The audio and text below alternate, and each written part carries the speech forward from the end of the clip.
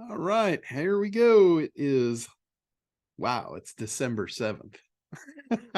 We're in the final stretch here of 2023. I cannot believe it. Yeah, we are all going to blink one more time and we're going to be sitting in a new year. It's crazy. But pretty cool. I mean, very, very cool. If you look at, this is something coming up, and I know this is going to be painful for some of you. It was painful for me last year, but not this year. I did not want that thorn in my side another year. It's going to be our year-end procedure, and we're going to do it again. And I might actually do it twice. I don't know. I'm thinking about it. I don't know if I want to bring that much pain down on you guys, but we'll at least do it once. And year end, you should do it. I think you should probably do it more than once a year, realistically, because the more in tune you are with where you're at and what you're doing or what you're not doing, the better off it is for you. Like, I know I do this every year. I wait till October to do my taxes. I always do that. And it's like I'm more than a year out of date with what's going on in my business when I do that. Because, I'm a small fish in comparison. I don't have all these accountants and all this stuff running books and all that. I give my stuff to my guy once a year. He sifts through it, does my taxes, and that's it. And that's the point in time where I get a real good look at, okay, what did the finances look like? Where'd the money go? Where'd the money come from? And, for me, that's fine, because if I need more money during the year, I just make it. It's not a big deal. So it doesn't really matter to me. I don't have to look at things like, the nitty gritty like that. But the bad part of that is, like, I'm a year and a half or more out looking back at, okay, what happened? If I did that more often, I would be more in tune, like, with what things are, how things are going and all of that. And it's the same thing with the year-end process.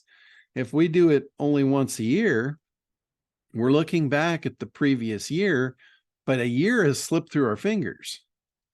You don't have to let an entire year slip through your fingers. I know there's some people that, they like to work hard. And they do this shit every month, or even weekly. I mean, I know guys that are in charge of organizations and they're driving teams and they're all over. They're on top of them. They're doing like weekly meetings. And I'm like, oh my God, if I had to do a weekly meeting, I don't think I'd get out of bed in the morning. Looking forward to that shit. But seriously, once a year might be a little extreme on the other side of things. So I really would encourage you guys to take a look at what you're doing more than annually. But for those of you that are or want to be aspire to be as lazy as I am, once a year is mandatory. Let's at least take a peek once a year. And that's the document. I'll bring it out again. I'll knock the dust off it, and we'll throw it out in the spotlight here in the next couple of weeks, and we'll go through it. And it's just a lot of really revealing questions about what did you do, and in some cases, what did you not do? Like, there's stuff on there like your list. Did you build your list? Did you start a new list? Products. Did you create more effective ways to sell products, or did you come up with new products? It's just a whole bunch of stuff.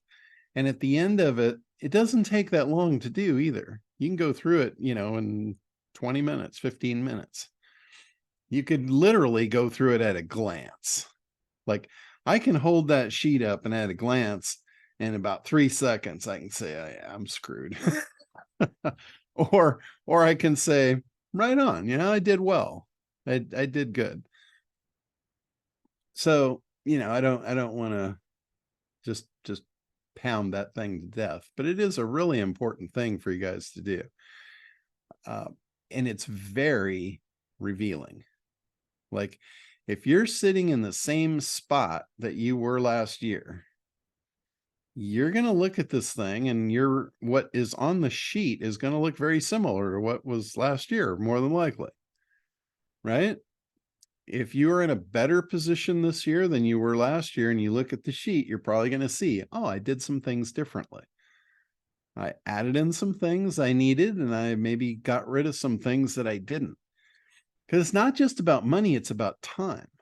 You know, it's about getting your time back. And if you're doing a lot of procedures, you know, you look at what you're doing in your business and you're running around like a chicken with your head cut off. You're doing a lot of busy work and you're not making a lot of money. If you're working hard, you should be making money, right? If you're not, you need to sharpen that sword and be working smarter, not harder. You know, there's a lot of things that we as business owners just really should not focus on. It's like, if you're a business owner, you have a very high value. If you're a worker, you're replaceable. You have a very low value. There's no reason for a business owner to take a worker position. And I know we do it all the time. All the time. We constantly want to slide back into that. You have to look at things as, what is the best and highest use of my time? Like, for me, I'm a master at this. It's like, what can I do where I can spend just a tiny bit of effort and get a massive result? You know, that's what you should be doing. It's, where is the value in your time? That's where you should be spending your time. And what that'll do, that will create free time for you.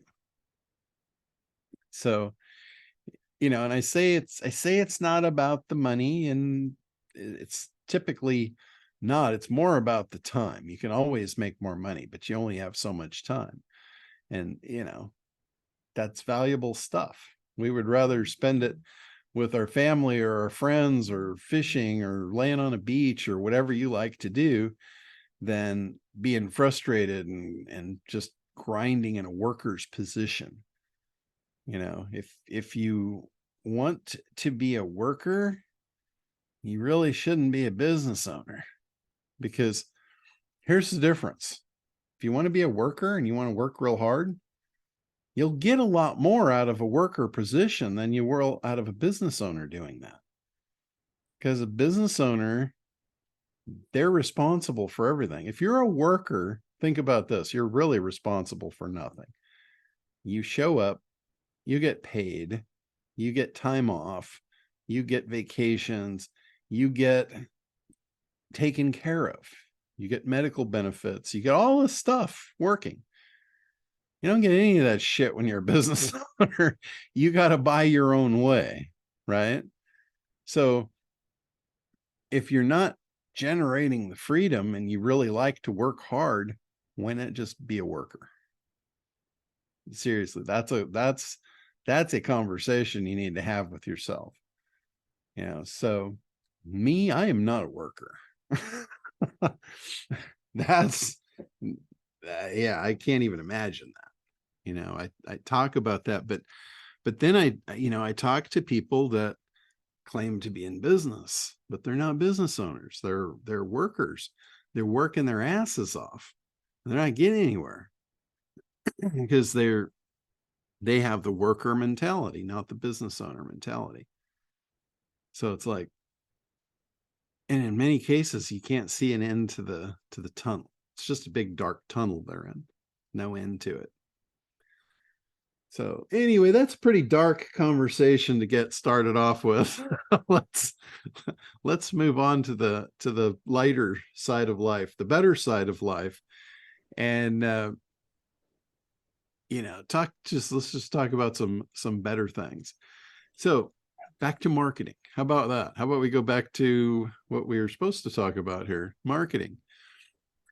Email marketing. Anybody that tells you email marketing doesn't work or is out of date or anything, they're absolutely full of shit. Email marketing is phenomenal. We have brought to light a big problem. You know, with the release of Acquisition Air on Black Friday, And even with our beta test, we kind of brought to light that there's a lot of people that don't know how to do email marketing. And email marketing is something that I started in with very, very early on. I was actually doing email marketing before I was even doing SEO. I mean, that tells you how far back that goes. And there's a lot of stuff, like I haven't really been focused on email marketing for probably the last 20 years. So it's like everything else I've done, I've probably forgotten more than most people will ever know about a particular subject. And the more I go back and I'm starting to look at email marketing again, I'm realizing, wow, there's a lot of shit I know, but have not thought about for 20 years, like the deliverability rates, the open rates, all of that stuff is really, really important. Your titles. If people are not resonating with your titles, they're not going to open your email. If they open your email, you got to get them to click. It's just like anything else. You can't just get people to your website. If you're just doing SEO to drive people to your website and you're not getting them to click, that's a complete waste of time. That's a complete waste of your effort. You might as well have done something else because it didn't do you any good. The only way that would do you any good is if you were retargeting and you're getting them to your site so you can pixel them and then you can follow them with ads. But you have to have a call to action. You have to have a plan. You know, you're building a mousetrap. You're trying to catch the mouse. And if you don't have any cheese, if you don't have any trap, you don't have anything on your site to catch the mouse, yet you're bringing mice in there and you're letting them loose in your house, but you're not catching them. Pretty frustrating, right? And you're doing it to yourself. It's like, why would you cut a bunch of mice loose in your house if you didn't have any ability to catch them? Right? I don't know anybody that would willingly do that. But yet I see people do it all the time with their business. They build a website, there's no mousetrap. Then they go spend a bunch of money to drive the mice there. The email marketing is no different. Acquisition error is no different. Acquisition error is a traffic source. It's a damn good one too. This is probably one of the best things I've been involved with since I've been in marketing. You know, SEO was great in the first part of SEO. Let me change that up a little bit. The first part of SEO was great because there was so few people doing it and even fewer people that knew how to do it. And you could do it on a mediocre level and you could get phenomenal results. Now, when I was doing that, I was driving traffic to sites that knew how to convert. They were big businesses. They had sales funnels. They had marketing departments. All they were missing was the traffic. So I show up and I'm a superhero because I showed up with what they needed. They needed traffic. They knew how to take the traffic and catch the mice. They just needed me to bring the mice to them. It was like bringing the bird to the cat. Everybody's happy. So you got to, like, if you're looking at your year-end process, this is something you should focus on. Are you building sales funnels? Are you focused on marketing? Are you focused on how do you grab more people's attention? Are you focused on how you're going to create demand and desire for what you sell? Are you building out those calls to action? So in email marketing, it's kind of like it's like you're sitting on one side of the shore and you've got a river that you've got to cross, and that damn thing's full of alligators. And half of them are under the surface. You can't see them. It's even worse. And you got to get to the other side. So you have to understand what those alligators are and where they are and how to avoid them. And email marketing is full of those gators. It's like, if here's a gator, I'm gonna throw out the biggest gator of all, destroying your email reputation. If you use your email, like you have a company email, like for me, it would be Internet Dominators. Worst thing I could do is destroy my deliverability for Internet Dominators, because then I wouldn't even be able to email my customers. right? That would be tragic. The best way to do that is to send what is considered spam by the email providers. And there's a lot of different ways that that's classified, but if you send a bunch of email and nobody opens it, you're going to get flagged as spam. Your reputation for that email is going to go down, and eventually it will become undeliverable. In a nutshell, there's a lot of different things to it, but on a third grade level, that's what's going to happen. You're going to destroy your reputation and no one's going to want to accept your mail. So some of the stuff that can increase the reputation and get you better deliverability is when people actually open your email and look at it. And what's even better is if they open it and click on it. What's even better is if they respond to it. So what I would say, like a really good way to warm up an email, like if your reputation's on the edge and you want to increase it, get people to respond to your email. Like, don't just put a bunch of click links. Like, that's a buy or die scenario. Put a bait, put a hook. Like, for instance, I've got a guy that's selling high-end cars, like Lamborghinis, for instance. Now, with a Lamborghini, this is very ego-driven. This is a very ego-driven purchase. It's the same thing with multi-million-dollar houses, big mansions. It's a very ego-driven purpose. Those people have a lot of money, they want the best, and they want something different that no one else has. That's part of their profile. It's part of their avatar. I know this because I've done the avatar research on those kind of people. I know them very well. They want something different. Bragging rights is worth more to them than you can even imagine. So if we're going to send an email out to the guy that's looking at the Lamborghinis, what do we want to offer him? Something no one else has, right? So we could send an email to that guy and say, hey, if you're interested in, an exotic Lamborghini, I've got 3 that are available that are not in anyone's inventory. They're not publicly accessible. If you'd like to see them, shoot me an email. Just respond back. You're not giving him anything to do other than to respond. If he's interested, he's going to email you. He's going to email back. He's going to hit reply. Your reputation just went up through the roof because he responded to your email. Now you're going to email him back a link. He's going to open that email and he's going to click that link. I guarantee you he's going to do that. And that is going to drive you up even higher. So again, you're building a mousetrap. You're building a very effective mousetrap.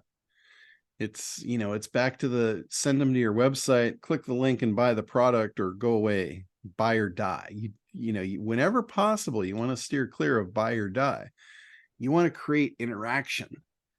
You want to create that. Now, I just saw Perry Belcher just sent out an email this morning. I saw it. It was perfect. I'm like, I got to throw this information out because it's really good. And I know it's good because I've used it before. It's how to get somebody to click the content in your email. Videos are big. People love videos. So instead of putting a link, like click here to watch the video, right? That's one way you could do it. A better way to do it is to take a screenshot of the video with the little play button there.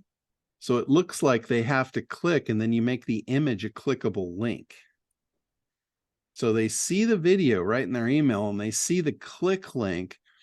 The odds of them clicking that link versus clicking a text link to watch a video is about 10 to 1. That's a really good trick. Another one is a button. Same thing. You could put a graphical button in your email to click for something. I don't know why. It's the same thing as clicking a text link, but it's the visual, it's the graphic, the visual graphic that gets their attention. And it's like, you see a button, what do you want to do? You want to click it, right?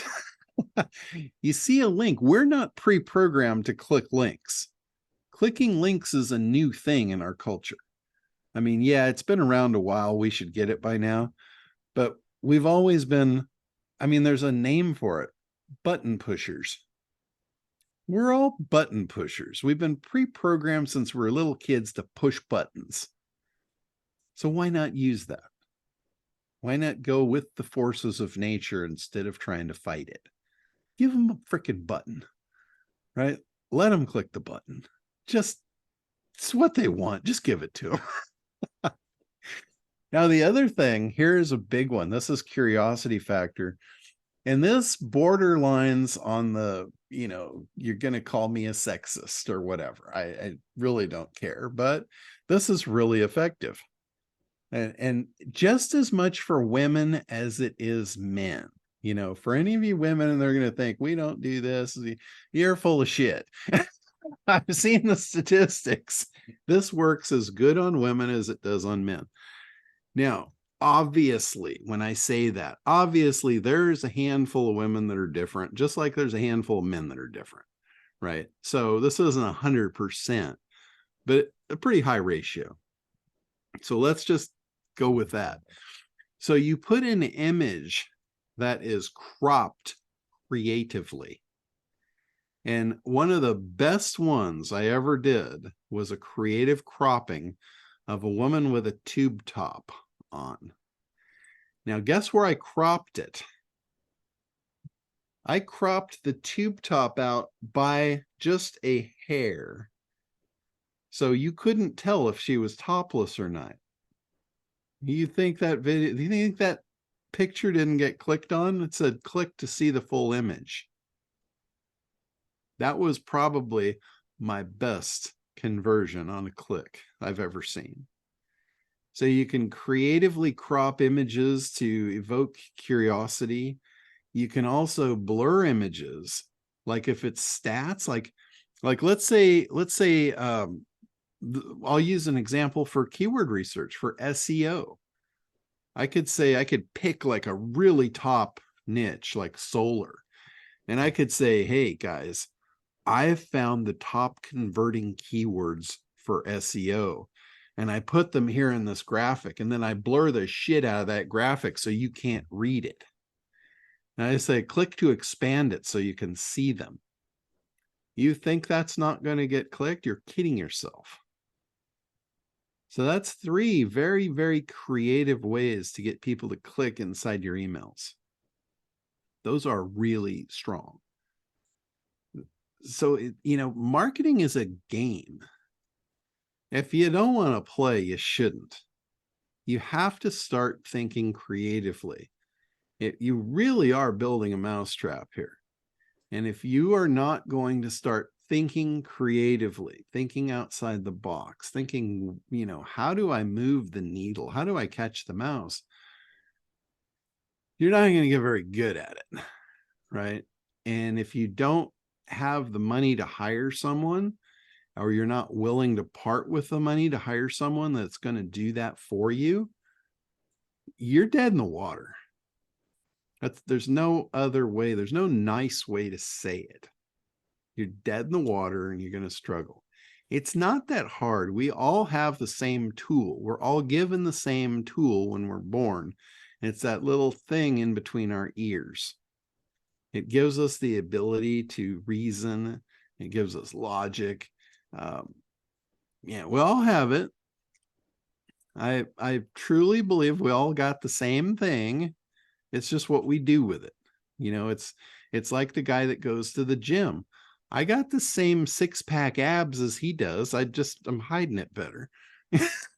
You know, I choose to hide it better, right? He's willing to go do the work to show him off. I'm going to use the thing between my ears to show off. I'm going to use the brains, not the brawn. And some of you guys have heard this. I have a story about this. When I was a kid, my dad volunteered me to go work with my Uncle Milty, and he was a cement contractor. So I got volunteered to go do concrete, hard ass labor. And I was not used to that. So Uncle Milty, he picks me up like, I don't know, it was some ungodly hour in the morning. It wasn't even light yet. We went and he worked my ass off all day. Brings me home. He's going to pick me up the next morning. Well, on the second day, he's telling me, because he can see how sore and beat up I am from one day of hard labor. And he starts lecturing me on how I need to get educated and I need to learn to use my mind because my mind was going to outlast my back. And he's using himself as an example. You know, he was probably at the time, he was probably not even 50 years old, and he looked like he was 80 because he was just beat to death from working his ass off in the sun every day. So he's telling me, you know, you got to learn to use your head, not your back. So after the third day, he drops me off and he tells me to pick me up. I'm like, no, I'm not going tomorrow. And he's like, the hell do you mean you're not going? I said, you've convinced me. I'm going to start working with my head. And he's like, you little rat bastard. I didn't mean now. But I got it. I got what he was telling me, and I've never looked back. There ain't no way in hell I'll work a hard ass day of labor again in my life ever, because he shined a light on the thing that was in between my ears, and I don't have to. And this is marketing. You know, I've told you guys over and over and over, this is a skill. It's just like going to the gym and working out. You can't just go and show up. You got to do the push-ups. I can't do the push-ups for you. I can take you there. I can show you the equipment. I can show you how to use it, but you got to do the push-ups. If you want to get good at something, you've got to move your feet.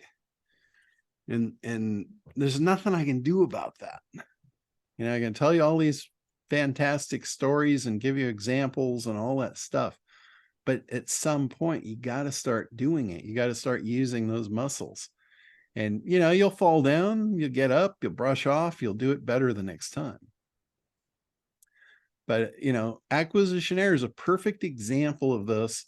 You know, finally, we've got a traffic source dropped in our laps that will give us instant traffic. I mean, I don't know if you guys realize how much better this option is than traditional SEO that I've been doing for 20 years.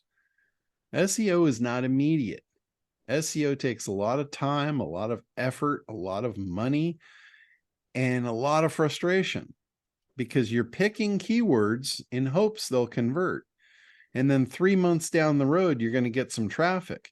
And then you're going to find out if they convert. Well, if they don't convert, you're starting over. With Acquisitionaire, you could buy 100 leads in a 24 to 48 hour period. Your test is over. You know if they convert now, and you know if you got the right keywords. 2 days instead of 3 months.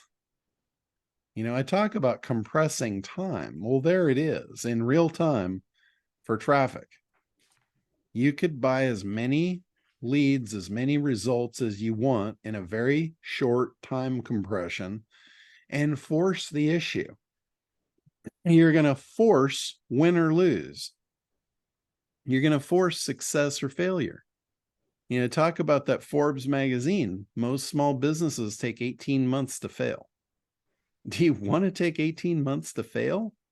Or do you want to fail in 48 hours and then jump up and you're fresh? You're not roughed up. You're not beat up for 18 months. I would rather go into a new thing fresh and ready to go than be drugged through the mud for 18 months and then go, oh my God, do I want to do that again? You know, so getting to a success or failure, pressing that, I mean, hitting it hard, time compression is your friend. Like I said, we only have so much time in our life to get it right. And you can't go back. You don't get time back. You can always get money back. You can lose money and get it back. You cannot lose time and get it back. So this is a perfect thing. If you want to create a marketing campaign and you want to test it, You have a tool at your disposal right now. You could buy 50 leads. You could buy 100 leads. You could buy 500 leads and test your mousetrap. You're literally going to release the mice. Can you catch them? If you can't catch them, you didn't do something right. You take a step back and you look, did I get the audience right? This is analysis. Did I figure out the market? Did I understand who the mice were? Did I understand what they like? Do I understand why they like it? And if not, you need to fix it. Once you get that right, the next piece you look at, did I create the right messaging? Did I convey my value to the mouse? Was I able to speak their language? Was I able to eliminate their objections? Was I able to craft an offer that was absolutely irresistible? Was I able to take the whiskers off the cheese? And if you didn't, you need to just take a step back and do it again. And then you go to the traffic. Did I go back to analysis and did I get the right traffic? Did I use the keywords that were in alignment with my avatar? There's only so many things you can do wrong. There really is. I mean, I say this is simple. It's incredibly hard to implement, but it's a simple thing. There's only a few bottlenecks. It's going to be in your market, it's going to be in your message, or it's going to be in your traffic. I can almost guarantee you, if your marketing's not working, it's going to fall in one of those three buckets. They're very easy to identify.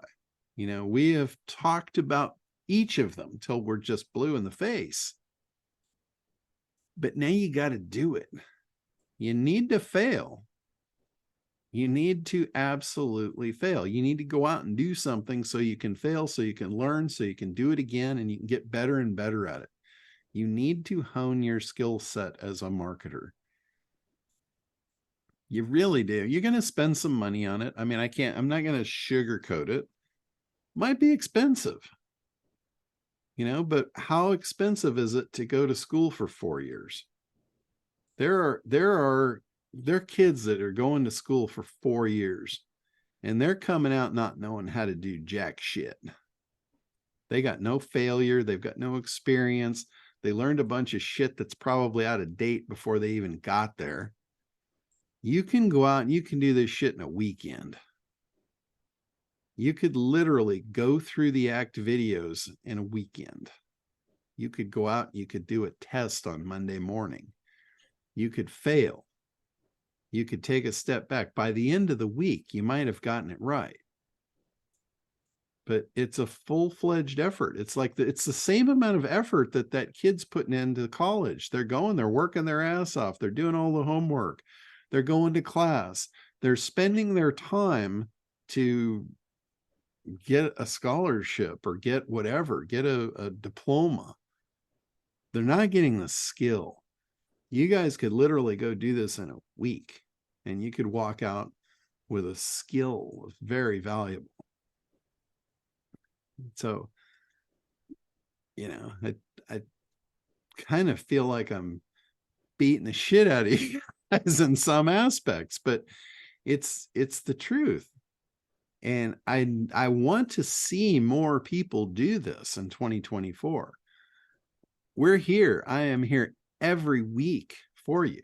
You know, if you've got something you want to show or share with the group, it's not a problem. I'm happy to look at it. Don't feel bad if I rough you up. I still get roughed up today. I used the example just recently when I went to Perry's event and I was calling the thing unlimited leads. He beat the shit out of me on stage and I felt about that big in front of 400 people. I mean, you know, as far along in the road as I am, I'm still falling down. I'm still learning. I'm still getting up, dusting myself off. And what did I come out with? I came out with Acquisition Air, you know, an absolutely phenomenal angle on the same product. And it's this offer, the Black Friday thing, that offer sold absolutely phenomenally. I don't think I have ever had an angle on a marketing campaign ever in my entire history that has been accepted and sold as well as that. So, and how many times did I get knocked down to get there? I can't even count. I don't have that many fingers and toes. Probably don't have that many hairs on my head either. So, anybody got anything you want to come up with? Hey, John, kind of alluding to, everybody kind of helping each other. So, hats off and appreciation to our first customer success story highlight. Lauren actually jumped on a call with me just a little bit ago, and I think Oh, that cool. you guys will absolutely love what she has to share. I had her really dive in from some of the things that she said that I overheard her say on the Thursday call last week regarding the opportunity here, as well as some other nuggets that with her email marketing background. Maybe we'll even have her on a webinar here in the future. But I want to say this too.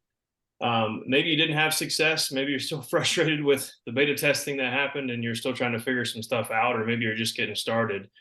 Maybe you're a new face here. I want to highlight you. I want to know anything that you have that other groups or other people here on the calls that are joining from ACT or Acquisition Air, whatever it may be in the future. I'm going to put together a section on our training and support site that's going to be some testimonials and things. It's going to also be good for you if you look at it as a way and you're a white label to be able to have some stories for your customers as well. So kind of creating a pot of success stories and how people are leveraging this tool.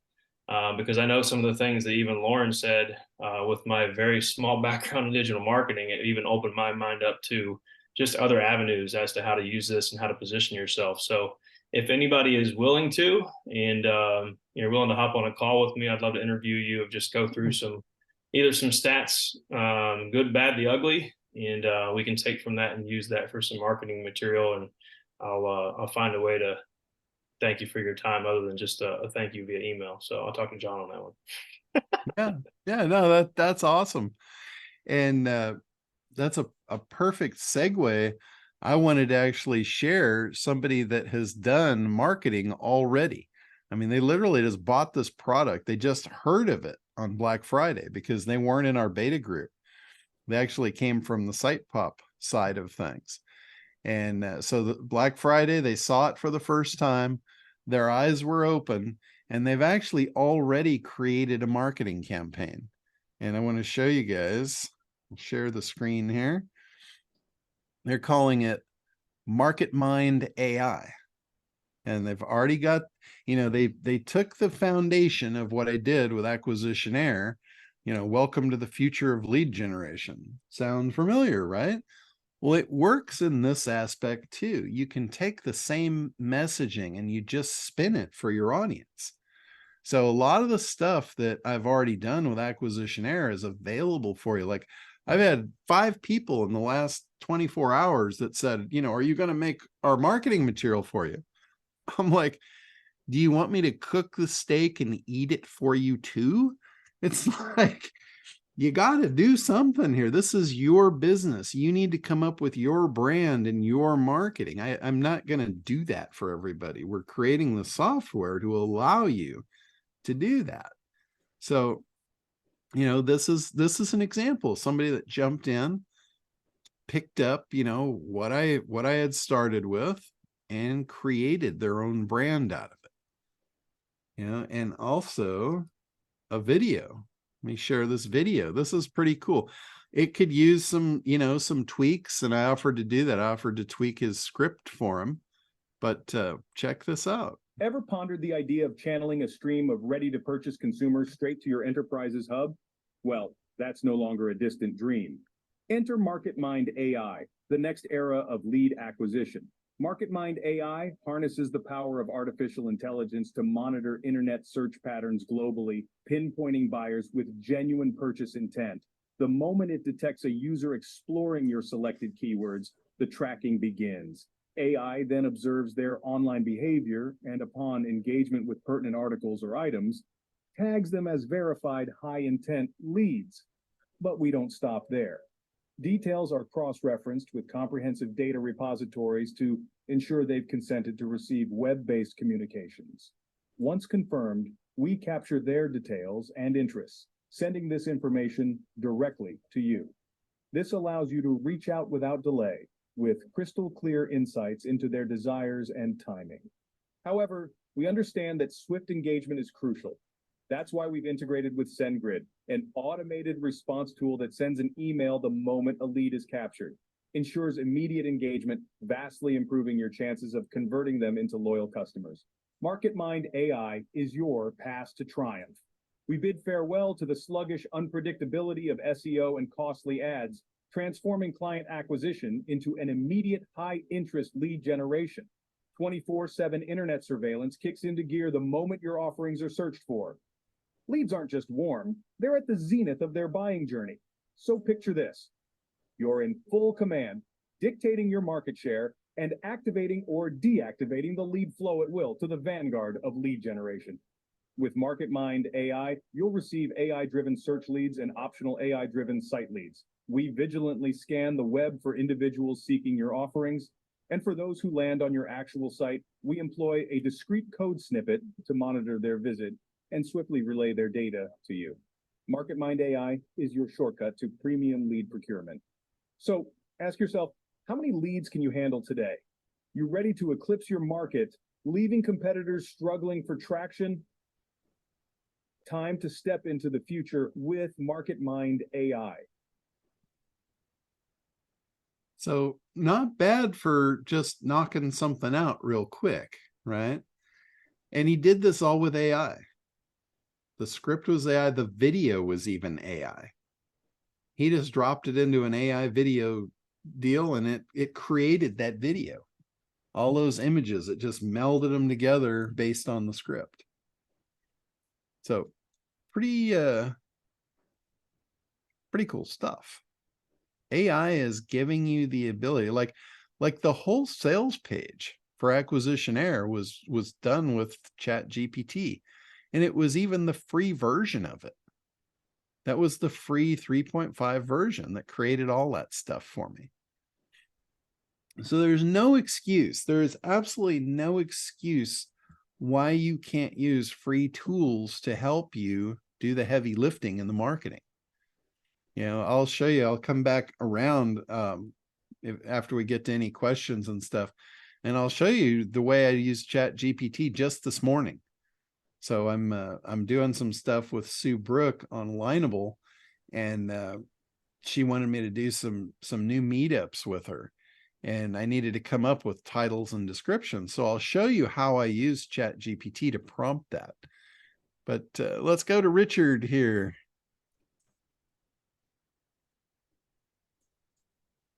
Make sure I'm unmuted. You got me here, guys? Yeah, we got you. You were unmuted right out of the gate today. Oh, well, yeah. I'm turning on my microphone so I can hear my recording of what I'm saying to you, because a lot of times I forget to turn it on. So when I'm talking, all I get's dead space on my side. But I'll formally start out here with Kartra is an utter piece of shit, and I wish we didn't have to use it. And the only reason I'm happy to use it is because the customer will never see anything that I ever build in Kartra, because it's just so awful. But I can't even get past some certain basic things, and so I'm hoping that you can help it. Okay. So if it's okay, I'd like to share my screen here if it'll let me. Let's see if it'll All let right. me. Now, are you trying to build a page in Kartra? Yeah, that's exactly what I'm trying to do here. Let me. Okay. Okay, what am I doing here? Yeah, it is, there's definitely a learning curve to it. I will definitely give you that, but I have been able to build just about anything I wanted inside of there. So. Well, I'm not I get, you can build anything you want, but the likelihood is that it's going to look like crap. Because there is, I mean, example one, I'm in the back end because I can't access it on the web where I want it to be. Okay. As an example, this needs to be about a third of the size that it is, and there is no place that I have found. How do I manage that? Okay, so you're not in a page builder, you're in a templated membership site. So that's what there's a lot of stuff in the membership site that is not going to be editable. It's, it's a template and it's made to build a membership site for you. So if you're in the page builder, you can edit and you can adjust and you can make pretty much anything you want. But in here, you are kind of regulated to the template. Now, that said, I know you're having some frustration here, but I've actually seen some of the templates that they output for Go High Level, and they are absolute trash as far as the they're awful, and they're even more difficult to handle than this. So okay, if we do this, then we'll just go back to, okay, so here you save and exit. Yeah, you just have to kind of get around the idea that, okay, I'm going to build my membership and it's going to be in this template, and that's just the way it is. It's a membership site is more about the content really than all the little finesse. Yeah, well, that's true. The other thing is that in the 11 videos, you did a page build out. I've not found on your videos where you have a page build out video that tells us where how you build out a page, because I did this one. This was one. I took one of these pages here that I've had everything else that's built. I've had built by somebody else because I just could not figure out how to make it work. So I use this one. Here's an interesting thing, interesting. If I want to see it, that's not what the page looks like. So first off, the preview is not accurate. But when I go into this and I want to edit this is the one I'm currently using because I was able to throw it together fast. I was not able to put together a wonderful website as fast as that guy does. This has taken me most of a day to get this stuff going. Come on, let's go, page builder. Okay, come on. Yeah, I think basically with the page builder to actually build pages inside Kartra, like I said, there's a learning curve to it. There's some basic principles, and if you don't really know the basic principles, it's going to be really difficult. This also does not work. I've turned this off every time I've gone through it, and it refuses to turn off.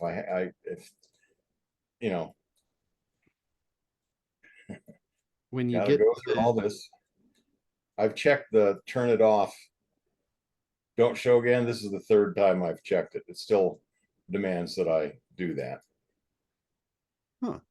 I did this. There is no way that I have found to make this half the size. This is way too big. And I don't know where this shadow came from. I didn't put that in there. And when I wanted to put in a video, it gave me a whole bunch of placeholders. How do I make that 50% bigger? Okay, so up at the top where it says columns, click on the columns. Yep. And now it's going to make the column editable when you roll over the column. Nope. So see the little hamburger? Click the hamburger. Yep, right there. That's your column width. So grab the right side and pull it in. Watch what happens. And then grab the video goes off to the left side. Well, grab the left side and pull it over. So go back to edit the column, the hamburger. Pull the left side over.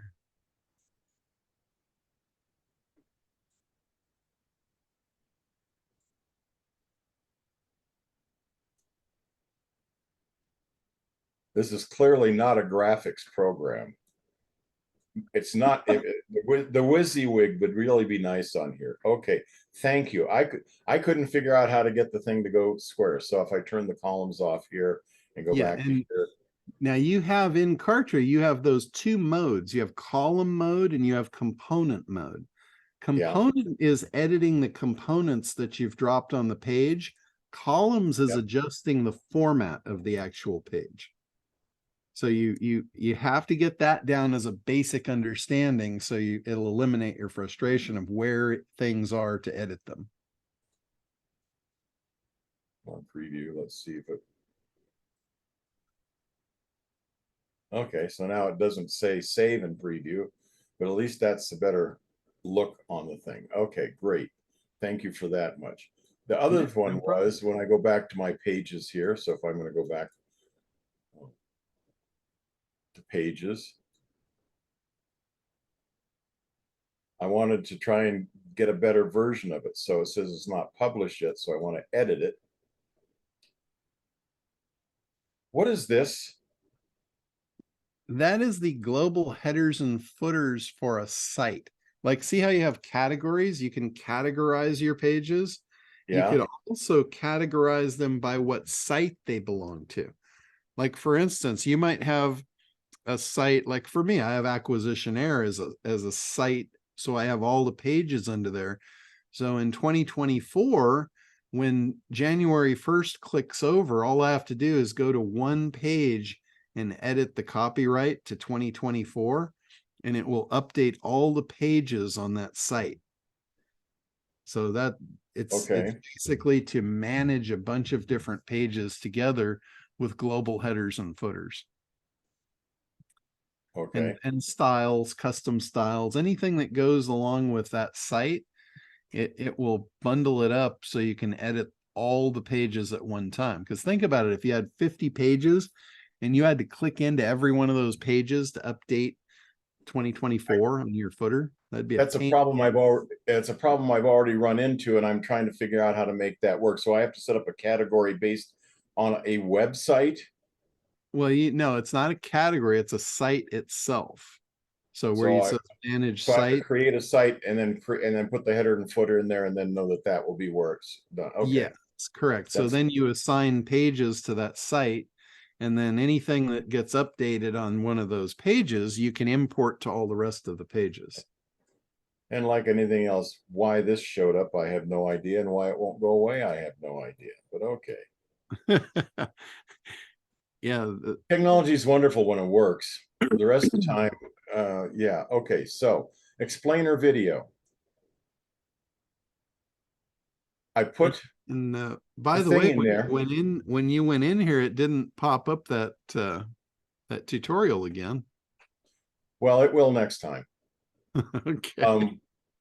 But the interesting thing was, okay, when I set this up, it said insert a column. So I went over here and it says the components of, even though it says put a column in it, they make a difference between columns and components, and yet in the components is where you find the columns. So that makes no sense. They should be separate. But well, I put the columns in here. There's also sections too. You have to add a section before you can even add a column. Do you know about that? Are you familiar? No, what I'm looking at here is what I in this thing here. When I got this, it said what I want to put in here. I want to put a component in here, and I said I want to put a video in here, and the only thing it gives me is this thing.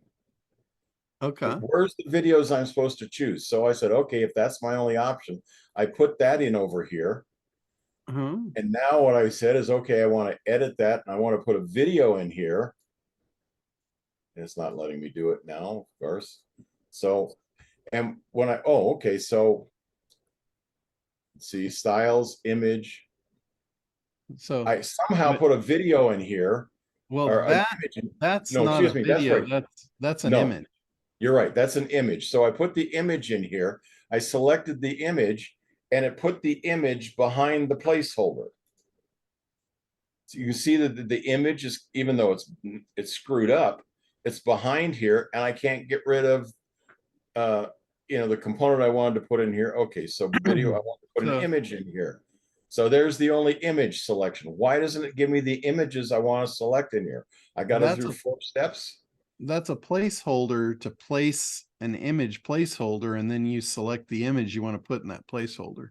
Yeah, I did. I put that image in there. And so there's the image placeholder. And so now when I want to edit it, see, it's not letting me edit it. So I don't know how I got back into it. It just takes a minute for the edit to pop up on the left. So so go in and select your image. Click select image. And then you can either choose from the library or you can upload a file. Well, where do I edit these names? Because all this garbage in front hides the information about what the image is. I've not found, where do I, will that let me image? See, it won't let me edit the image. Yeah, How do you I, can just click the pencil down at the bottom. oh, there's where, okay. Boys, lots of stuff hidden. Okay, so let's just, I picked a large one here. Pick that image, confirm the image. And there's the image right behind the placeholder. Now hit apply. You haven't applied it yet. How do I get that back? You closed it out before you applied, so you just lost your changes. Okay, so image, select image. So you always have to apply before it's going to show. Yeah, well, okay, confirm, So confirm and then apply. apply. There's your image. That's the first time I've done that multiple times, and each time it's not done it. So how do I get? So if you want to change the image, you can just hit the edit there. See, Okay, it says so drag and drop. See, okay, so here's how that image got in the background behind your other image. And this goes to sections. So let me show you what the sections are all about so you understand it. If you sections. roll over your section, there'll be a setting button on the right side that pops up. So There's section. roll over where it says a category of 1. Here. See, yeah, now on the right, see that little gear, the blue gear? Okay. That's the settings for the section. So edit, click the pencil, and you drop that in as a background image for the section. So click background and select image, and you'll see you drop that image in there. No, it's asking me to select an image. Okay, well, somewhere you selected that image in there before. Yeah, over in the settings when it said image, I put an image in. Yeah, so that image is in the background of that section. So anything you drop in that section, that image is going to be in the background of it. So how do I get rid of it? So you could either delete the section to get rid of it, because I don't see how you can get rid of the image here once it's in, but you can turn it to 0 opacity. Okay. Just take the opacity and turn it to 0 if you want. Okay, so what have I got here? It says, so now, where did this come from? Okay, so that's the base unit of nothing there. So go to the left under sections, because it says right there, drag and drop a section here, and you're going to drop a blank section, empty section. There's no little green thing that says click empty section, and it's going to show you it's just like images. There's only one. Yeah, there's only one. So just grab it and drop it in the block. Okay, so now you have a section. Now you have to drag a column in. So go to the components and select column. And then you can choose if you want 100% or you want 2 columns or 3 columns or whatever you want. Well, so if you want 100%, just drag the 100% over. Let me see. That's not it. I want it to look something like that with a blue header at the top, and then that sort of stuff. So I do want the first one I want is 100% that's going to go across the top, right? Okay, that's fine. For my header. Yep. So now you have a column. Now you could drop text, you can drop an image, you could drop a video, you could drop whatever you want inside that column.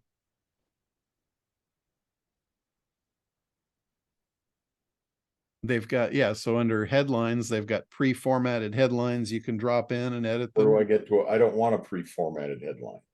So go back to components and select text if you want text.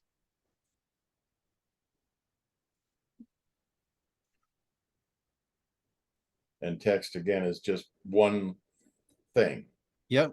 You drop it in and then you format it to whatever you want. Okay, how do I make it narrow? Same thing here. If you wanted to shrink that column, you'd go back to columns and you'd shrink the column.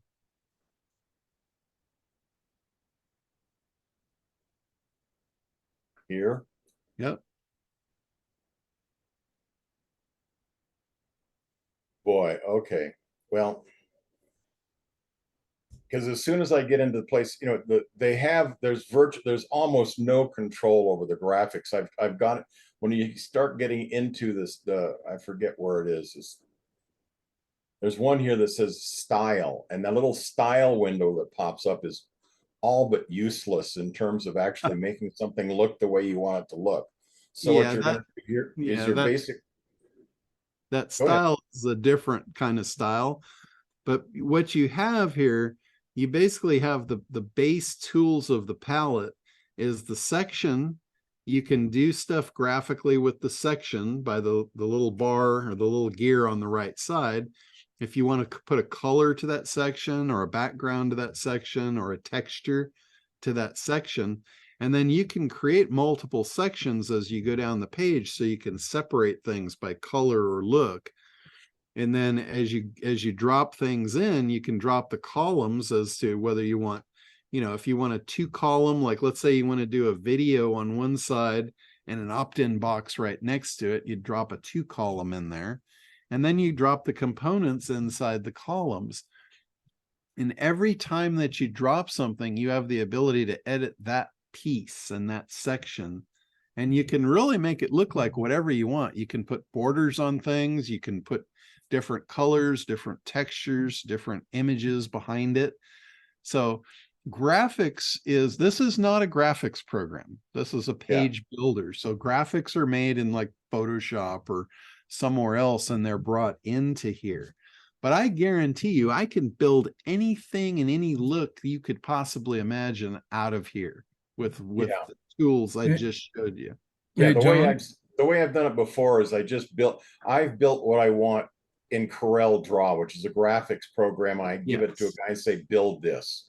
Yeah. But the problem is that everybody builds things a little bit differently. So when I go into, like, if I wanted to edit this particular one, which is the one I literally used to edit, there's nothing, he's got nothing in here. So everything is in a pile, apparently. Everything that's no category is in a pile.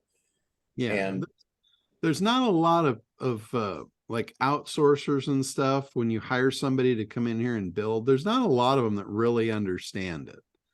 They know how to do the basics, but I guarantee if you just understand the palette and the tools that you're using, it becomes very apparent how you get it to do whatever you want it to do. And you can probably tell I've been using this tool for quite some time to get the skill level that I have with it. Hey, John. Hey, John. Yeah, go ahead, Randy. You know, here's something I'm noticing with Richard, and this is just my observation because I'm not a techie, I'm not an artist, I'm not creative like that, but I've been playing with this ever since you got us on it. And it's actually, if you stop telling yourself it's difficult, but you have to, like you said, you have to spend the seat time to play around with it and learn it. And it's actually fun because you discover, oh, I didn't know I could do that. Oh, I didn't know I could do that. And then you start putting all those pieces to the puzzle together, and you can do a landing page or a marketing page or whatever in no time at all. But you do have to put the seat time in, and you have to play around in it. I'm at nearly a week with this thing, and it's still not getting any easier because the first thing you do is when you edit text, the first thing the text thing does is it comes up over the area you want to, because what I really want is I wanted it to look like that. So there's no way of editing the text without actually going in and then first just throwing some random, you have to click in. I guess I clicked on this side over here, so it was on the left. So let me show you how to eliminate that frustration. Yeah. Because all that is that you've just crunched everything down into a smaller box than the tools will fit into. So roll over your black bar and click the little gear on the right side. Okay. And then what you're going to do under the toolbar, when it opens up, you edit. And then on the left side, it's going to open up and you're going to add padding. So see the padding top and bottom? Yeah. Just put it up to 100.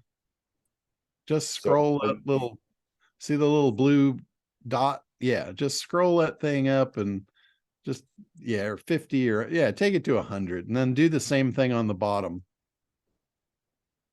You got to leave it at 100. Yeah. Okay, and then just do the same thing on the top. Okay, so it didn't stay put the first time. I guess I was. There Okay, you go.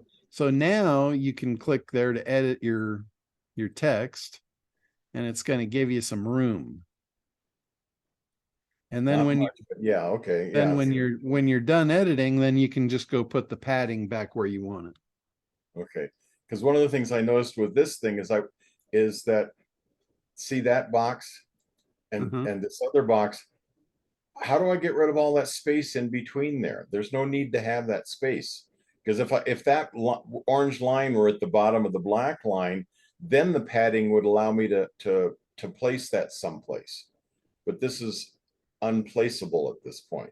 So you want to move the text up in the white space? Is that what you want? Well, see, it's a graphics program, and I'm used to dealing with Corel Draw, because what I want to do is the space between the orange. I'd like the space between the bottom of the orange box and the top of the orange box to be the same. So more room down here at the bottom and less room at the top, but that orange box won't move. So I just say, okay, that's good enough. Then we're on to the next. So just click the pencil. Pencil. And then adjust the padding. So the bottom has 20, the top has 0. So push the bottom down another 10. What, like that? You're on the top. No, you're on the top. Set that to 0.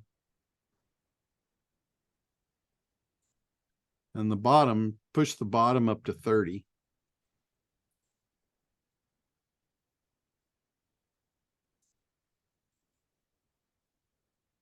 Okay, how do I reduce the top? It's already at 0. I gotta go to see when I get to the top and I moved it So to you can move go it down. You can go negative, yeah. Well, see, the last time I did that, the box stayed still and the type moved up and down and the box didn't move. So that just tells me you weren't editing the text box itself, you were editing the text. So how do I There's all kinds of stuff. Know whether I'm done. How do I know whether I'm editing the text or the text box? I thought I clicked on. When you click in the text, you're editing the text. Now you have a text edit menu. When you click on the pencil is editing the item.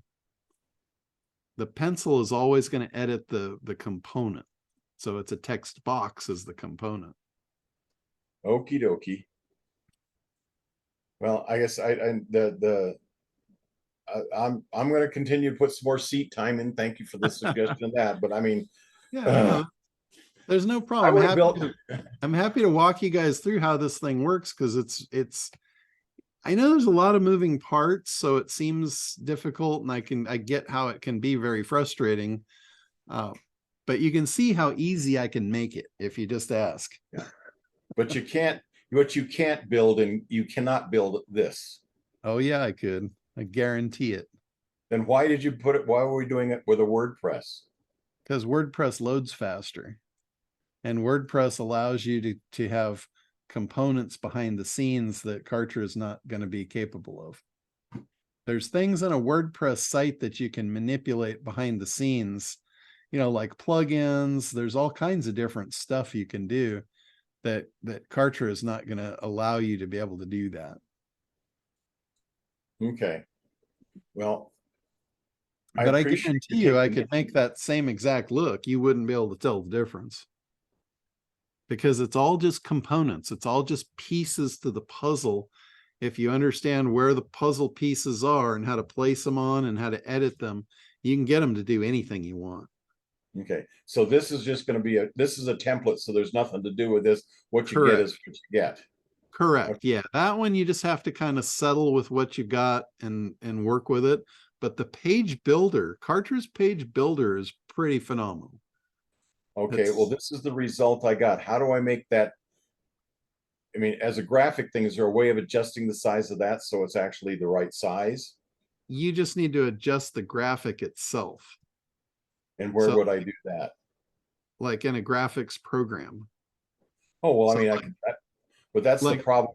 Okay, like for instance, when you put an image in here, sometimes Kartra won't tell you like what the ideal image size should be. So you have to just kind of put one in and see what it does. And then like with me, I use Photoshop. So I can take the image into Photoshop and I can just put a bigger white border on it or change the size of the border of the image. And then I put it in there and then it fits perfectly. yeah. See, all what I've done here is where I have the logos and I have the size and the DPI and that sort of stuff. That Yeah. was the stuff that was being hidden by their long stuff. So if I go in there, I can edit that stuff and Yeah, show that like, because that's where I have and all of where these things. what you might do is just put more space around your images. Like your images look like they go pretty close to the borders. So if you Yeah, put more that's white space around, then that'll help that. okay. Yeah, well, I like to use the PNGs most of the time so that they don't have a white background. So it's whatever background I put it over. So Correct, but it's still the space around it.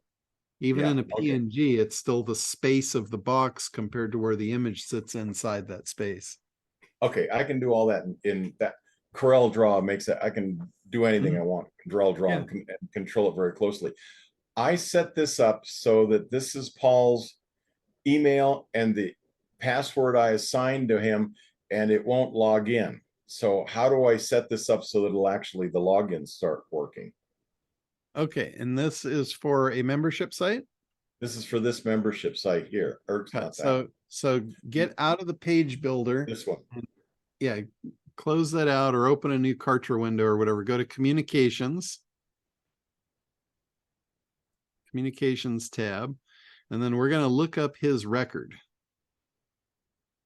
So over under the little search, search box or the little magnifier. Yeah, click the magnifier. Here? Yep. He's not a lead. If he's not, Right? yes, if he's not a By the lead, way, then he doesn't have access. how do I trash all this? This is all trash stuff. There's no way of getting rid of this, right? Just click on the box next to name, Here? the one above. Yeah. That one will highlight all of them. Yep. And then go to action, Yep. scroll to the bottom and delete.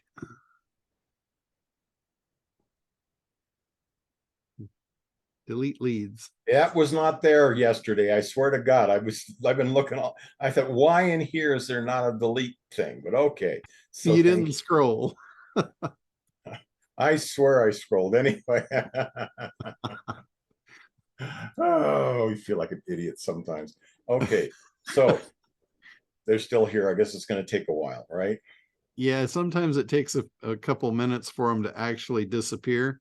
But again, it's only displaying 20 at a time. So I don't know if this is like the next 20. No, I had 100 and there's oh good, it finally deleted them. Okay, so now I need to put Paul in as a lead.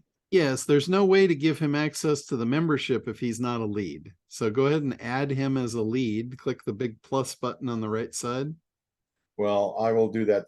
I don't know what this thing is. It's, oh, there we go. It won't go away. I wish I knew what it was, but so I just add them in here. Yeah, Okay, just create a new lead. Leads. Okay. Because I'm going to show you how to actually give him membership to that membership. And all you really need to do is just put his name and email in here for now.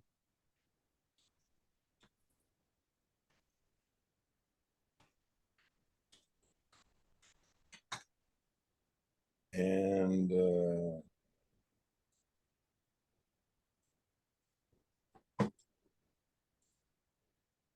last name, email. And then save it. Oh, save it. Okay, it's up at the top. Okay, there we go. Yeah, you have to save it first. And then now we're going to edit him. So go ahead and click on him.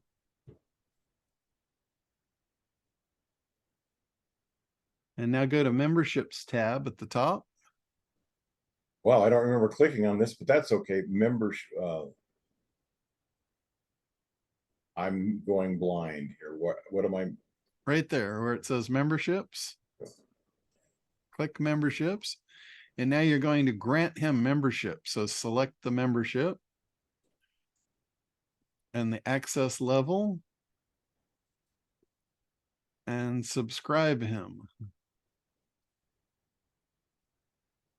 Now, the little envelope on the right side, Mhm. that's how you send him his login information. That's going to send him his username and password for that membership site.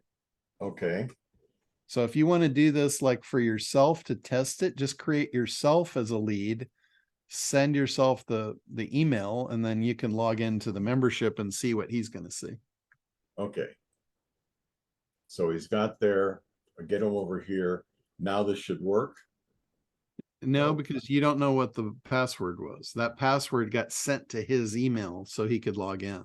But I set up the password.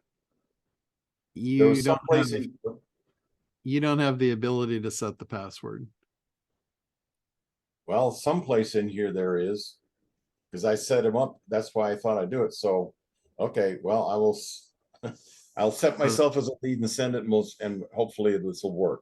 And I'll Yeah, find. it'll work. I don't remember where I set this up, but I think this auto generated somewhere. Because so. Yeah, that's in the membership site itself.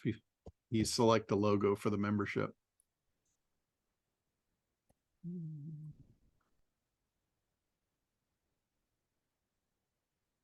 So if in order to do that, I would have to go back in here and edit it again.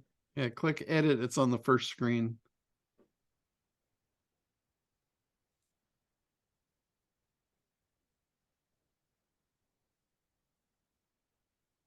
So it's under the basic info.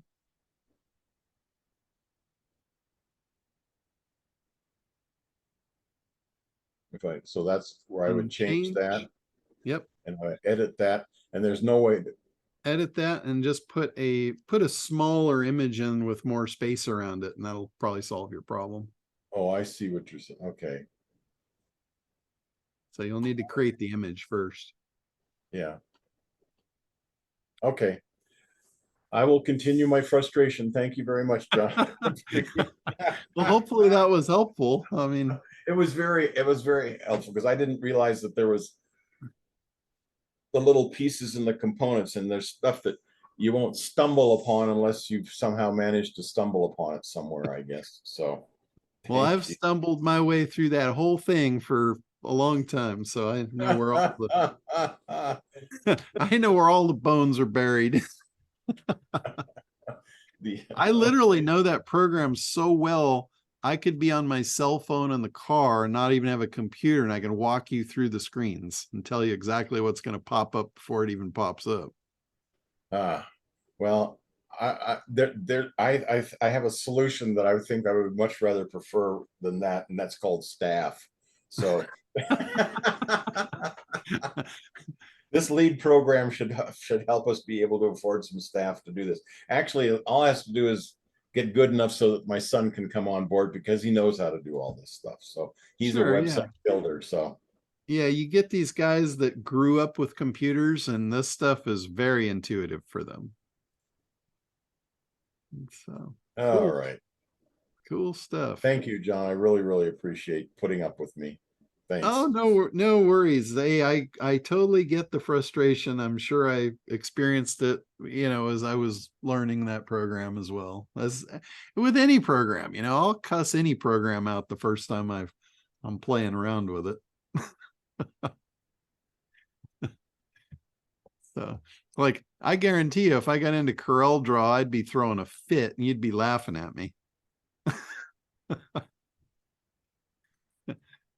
You're muted yeah, out. CorelDRAW is that was, I've been using CorelDRAW since it was CorelDRAW 2 or 3 or whatever, and whatever it is now. And like you said, once you get used to it, and it works pretty well. But I'm hoping to get hopefully I'll get there with Kartra here soon. But anyway, Yeah, the main thing is that if it's basically working with templates and stuff, they can look at my pretty website and that'll be fine. And all the rest of the stuff that I use will be ugly and in Kartra. So yeah, I mean, as long as you use the same color scheme and logos for your membership site, that's perfectly acceptable for the membership site.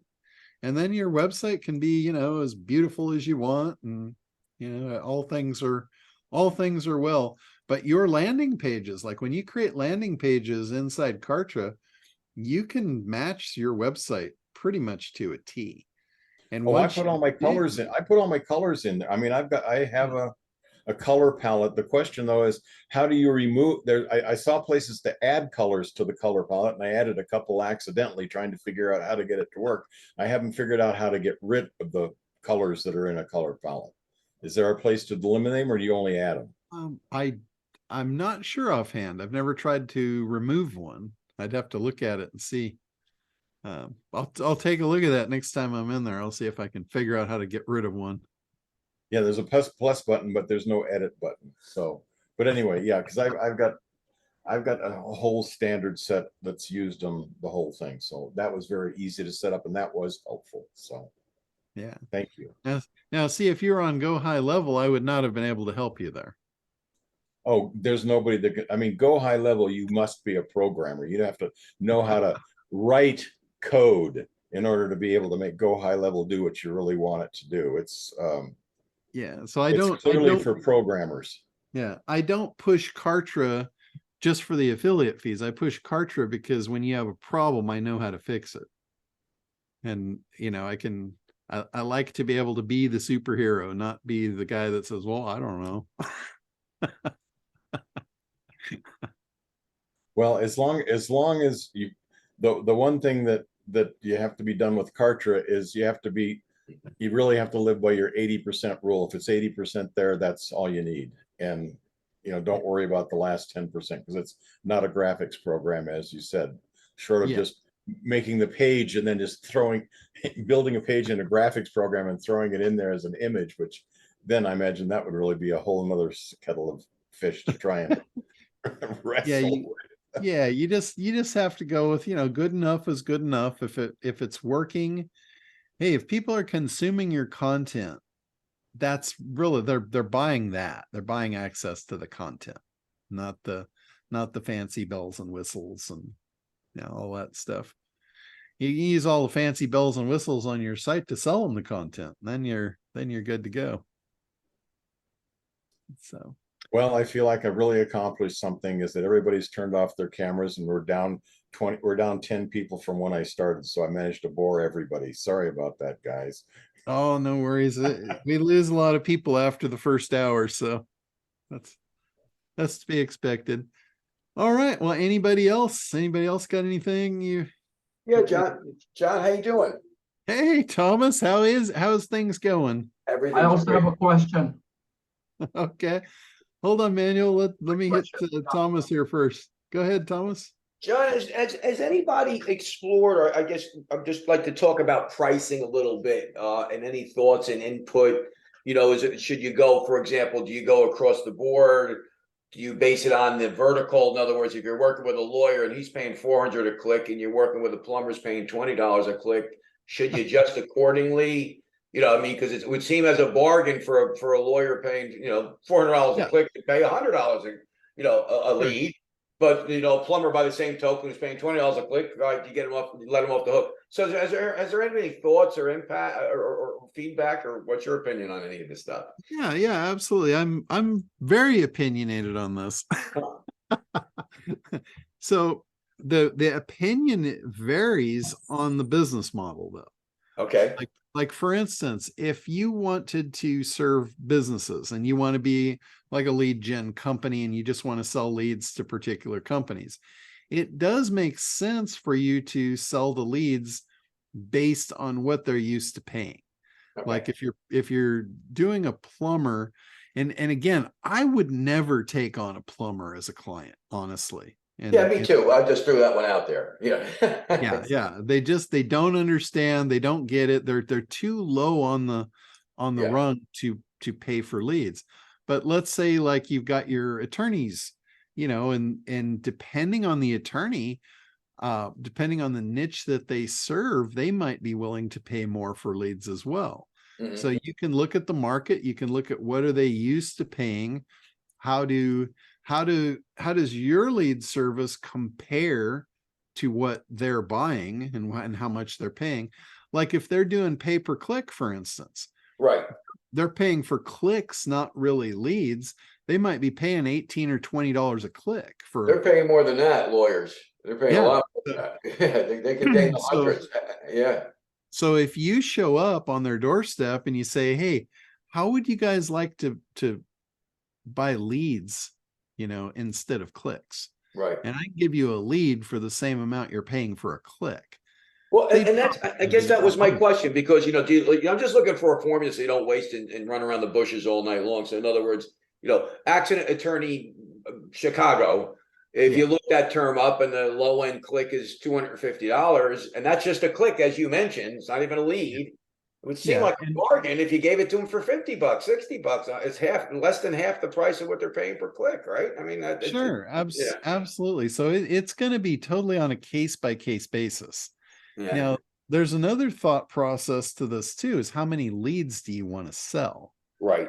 Do you want to sell a lot of leads? If you want to sell a lot of leads, like I want to be in the lead sales game. Mhm. I don't want to go out and nickel and dime and try and see how much I can squeeze out of each customer. That's not my thing.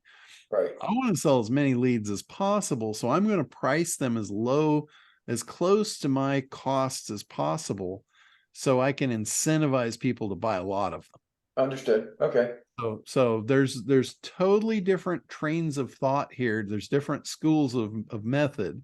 And then that has to do with the capability of the people you're selling the leads to. I mean, we were working with some small business lead people that we were getting practically, you know, worked a heck of a lot harder than this. Yeah. But you know, getting them 80 something leads and finding out, well, you're not even calling the people in a timely manner. Yeah. What do you want from me? Yeah. Because I always go with the motto, you know, we'll get people in your restaurant.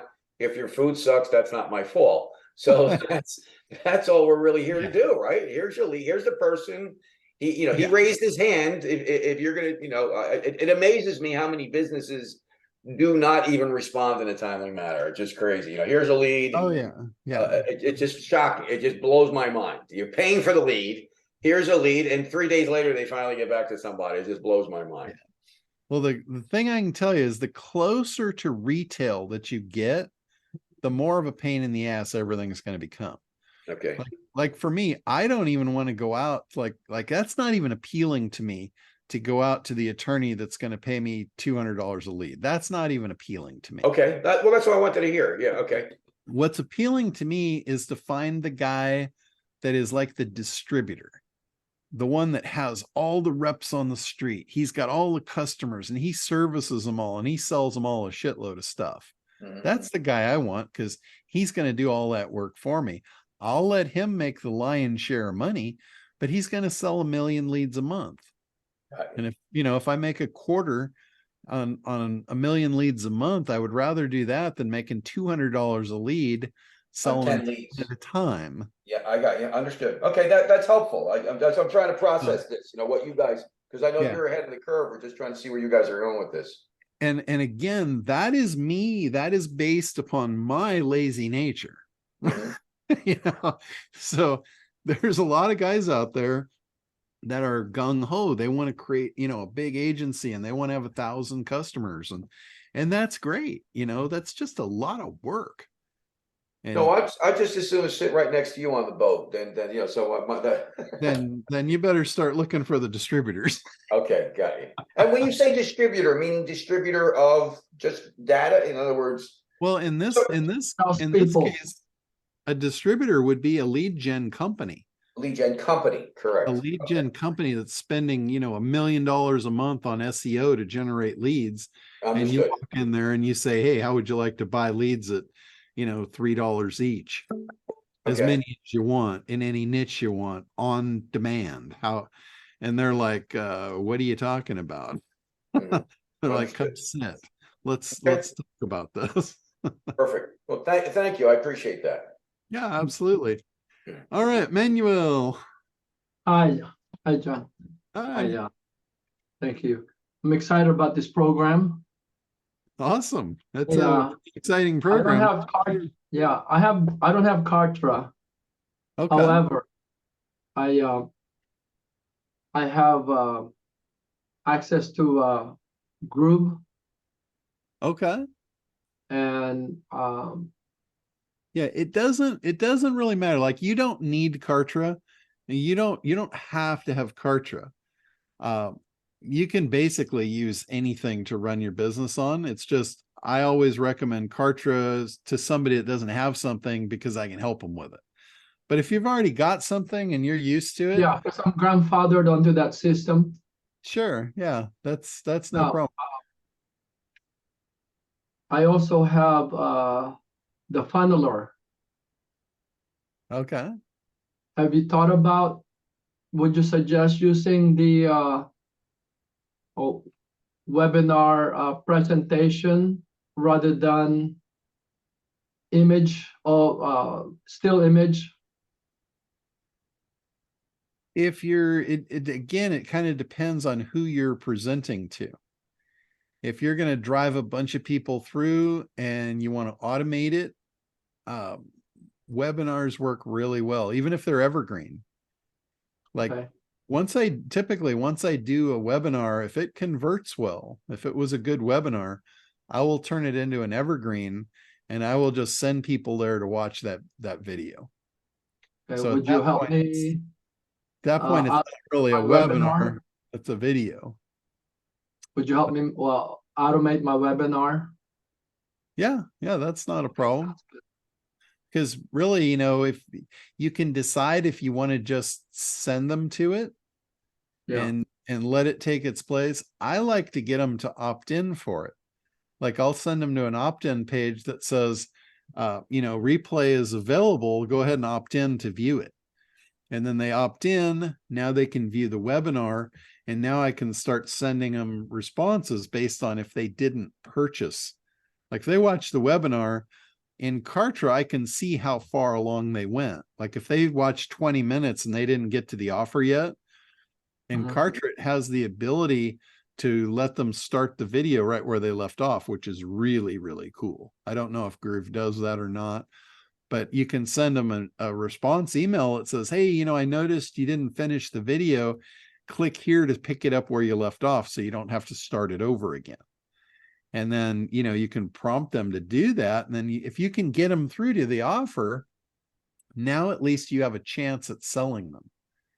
And then you can set like, fast mover discounts or, whatever you want to do. Like I do a webinar for the SitePop software where we do the webinar on a Wednesday, and then Friday night, the first bonus expires. And we do like a 3-month free service.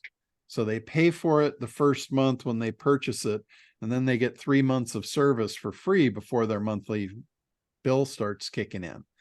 And they get that up till Friday night at midnight. So we'll send them a couple of emails between Wednesday and Friday night. We get a tremendous amount of sales right before midnight on Friday. And then Saturday morning, we send an email that says, hey, sorry you missed it.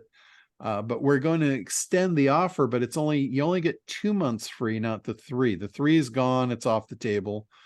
And you can get the 2 months free up to Sunday night at midnight. So we give them another chance. We give them through the weekend, send them a couple more emails. And again, we'll get a bunch of orders Sunday night, right before midnight.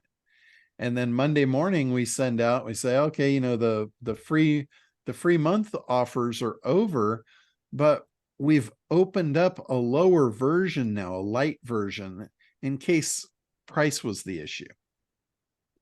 So like for me, if I were to do that with Acquisition Air, I would only offer the agency and the white label through the weekend. And then Monday morning, I would open up the private plane. For those of you that just want this for your own business, we have the model where you can get it for, $99 a month or $47 or whatever the special price is at that time for that webinar.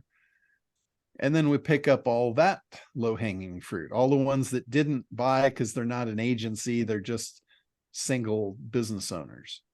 So now we open that up for them. And we get a bunch of orders on that. So I have a thing. And then once that plays out, I have all the pages, I have all the emails, I have all the stuff. And then I evergreen it and I put timers on it.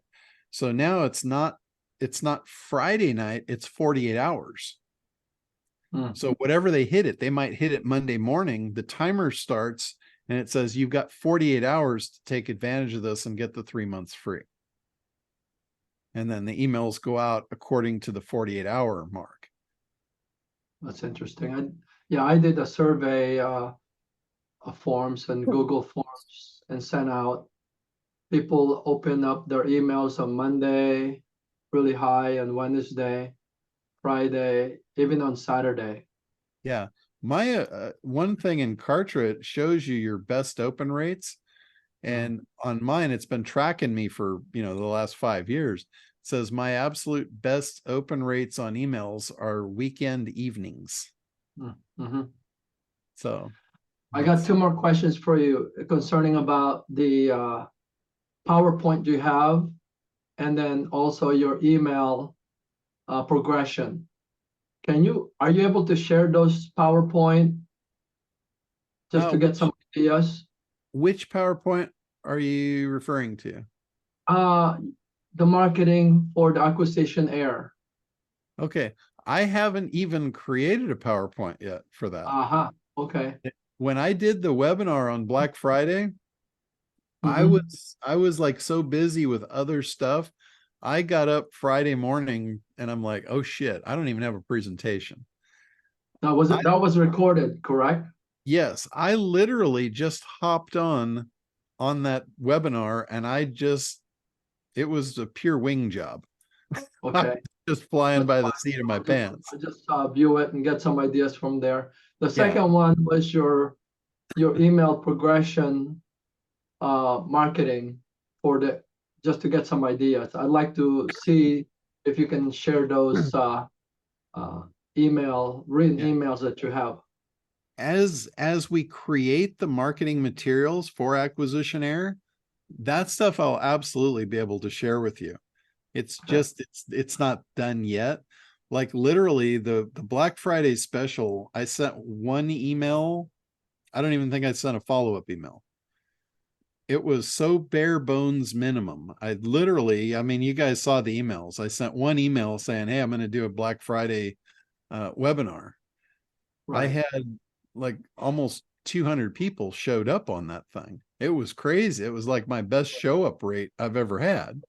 Wow. And then I think I sent one email out stating that the replay was up and, the special would run through the week. And that's really all I sent. I sent literally 2 emails. And I don't know how many, I think Brady was keeping track of the number of sales, but it was a phenomenal amount of sales off of 2 emails. 2 emails and one basic webinar without even a PowerPoint presentation. And I'm happy for you, John. And like I've said, this literally is it's probably the sexiest offer I've ever put out. Ever. That's what Brady said in one of the video. He was trying to say something, he ended up saying sex. Right, Brady? We're supposed to hear that, Manny. Oh, remember.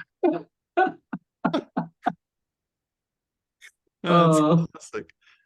But yeah, it's I didn't realize, like with this one, I really struck a nerve, especially on the SEO guys.